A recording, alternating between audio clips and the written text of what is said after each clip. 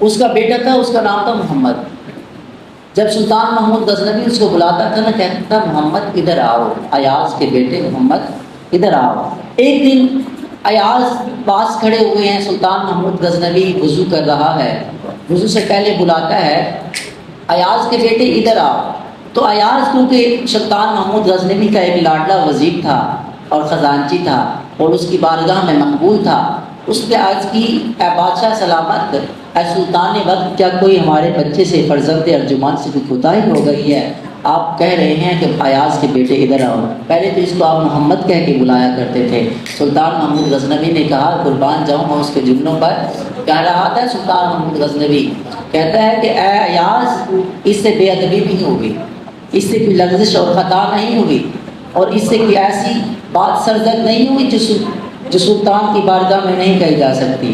آج اس کو میں نے ایاز کے بیٹے اس لیے کہہ کر پکارا ہے کہ جب بھی میں حضور کا نام لیتا ہوں تو باوضو ہو کر لیتا ہوں۔ آج میرا وضو نہیں تھا، اس لیے میں نے حضور کا میں نے گوارا نہیں کیا کہ حضور کے نام پر اس کا نام رکھا ہوا ہے محمد، تو بے وضو ہو کر حضور کے نام کو پکارو۔ اتنا ادب کرتے تھے۔ تو تاریخ لکھتی ہے، تاریخ کبھی بھی جو اس طرح حضور کا ادب کرتے ہیں ان کو کبھی بھی فراموش اور جھٹلاتی نہیں ہے۔ تاریخ لکھتی ہے کہ 100 سال کے بعد سلطان محمود غزنوی کے جسم کو جس جگہ پر اس کو دفنایا گیا تھا وہ امانتاً دفنایا گیا تھا۔ اس نے وصیت کی تھی فلاں جگہ پر میری دربار بنانا، میرا مقبرہ بنانا۔ جب 100 سال کے بعد نکالا گیا تو اس کا جسم تر و تازہ تھا، اس کے جسم کو مٹی نے بھی نہیں چھوا تھا۔ اتنا یہ حضور کی بارگاہ کے ادب کا اثر ہے۔ جو حضور کی بارگاہ میں ادب کرتے ہیں ان کا نام تابندہ اور تاجوید زندہ و جاوید رہ جاتا ہے۔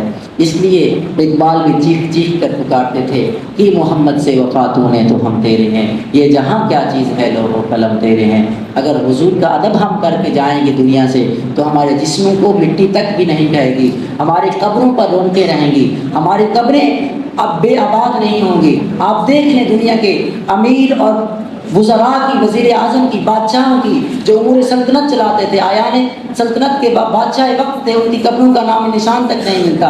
لیکن جو آج حضور کا عادت کر کے گئے ہیں، ان کی درباریں بنی ہوئی ہیں، ان کے دربار میں ایک ایک لمحہ بھی خالی نہیں ہوتا کہ قرآن پڑھا جا رہا ہو، قرآن سے خالی نہیں ہوتا، ہر وقت قرآن پڑھا جا رہا ہوتا ہے، کیونکہ انہوں نے حضور کا ادب کیا ہے، حضور کے احکامات کا ادب کیا ہے، اور انہوں نے اپنے بچوں کو، اپنے اولادوں میں حضور کے ادب کو منتقل کیا ہے۔ اس لیے ہمیں بھی حضور کی بارگاہ کا، حضور کی دربار کا، حضور کے روضہ پاک کا، جس طرح کہتے ہیں ارے سر کا موقع ہے ہو جانے والے، اس طرح کہ ہمیں حضور کی بارگاہ کا ادب کرنا چاہیے۔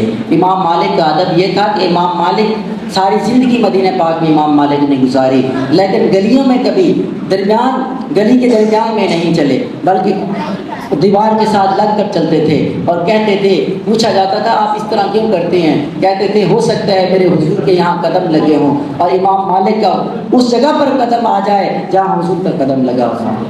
یہ امام مالک اتنا ادب کرتے تھے، اور انہوں نے کبھی بھی مدینہ پاک میں سواری نہیں کی، اور کبھی بھی مدینہ پاک میں قضاء حاجت نہیں کی، وقت کے امام تھے، اور کبھی بھی مسجد نبوی شریف میں اونچی آواز نہیں کی۔ آج کیا ہو رہا ہے؟ آج عرب کے حکمران ناخن، ہوش کے ناخن نہیں لے رہے۔ وہ بارگاہ جس میں سبھی امام نفس کہتے ہیں کہ نفس گم کردہ بھی آیا جنید و بایزید ایجا، کہ بھی ادب کا مقام یہ ہے کہ ادب گاہے زیر آسماں از عرش نازک تر، کہ حضور کی جو بارگاہ ہے کہ عرش سے بھی نازک تر ہے۔ اس میں بڑے بڑے اولیاء آتے ہیں، صحابہ کرام آتے ہیں، علماء جاتے ہیں تو وہ ہاتھ باندھ کر جاتے ہیں، لیکن ہماری حالت یہ ہے کہ ہم گاڑیوں پر سوار ہو کر پروٹوکول لے کر اور مسجد نبوی شریف کی بیک سائڈ پہ کرسیاں لگا کر بیٹھتے ہیں۔ معاذ اللہ، معاذ اللہ۔ اللہ پاک ہمیں حضور کی بے ادبی سے بچائے اور حضور آقا صلی اللہ علیہ وسلم کا ادب نصیب کرے، ہمیں بھی ادب نصیب کرے، ہمارے اولادوں میں بھی یہ ادب حضور کا منتقل ہو جائے۔ وآخر دعوانا ان الحمد للہ رب العالمین۔